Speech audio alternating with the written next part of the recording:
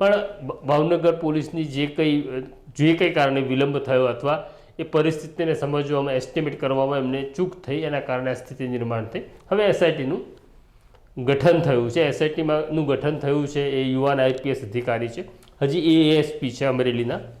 મને લાગે છે કે આ એમનું આ પહેલું ઇન્વેસ્ટિગેશન છે, પણ એમને રિપોર્ટ કરવાનો છે રેન્જ આઈજી ગૌતમ પરમાર, અને ગૌતમ પરમાર એક સિનિયર આઈપીએસ અધિકારી છે. એ પરિસ્થિતિને સમજતા છે.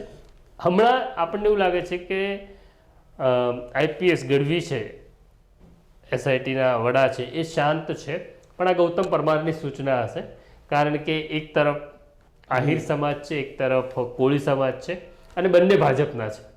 હા, એવું નથી કે કોઈ કોંગ્રેસનું છે, એટલે પોતાનો દુઃખી થાય. હા, એટલે કોને દુઃખી કરવા એવી સ્થિતિ નિર્માણ ન થાય, કોઈ વિવાદ ઊભો ન થાય, માટે એસઆઈટી શાંત છે.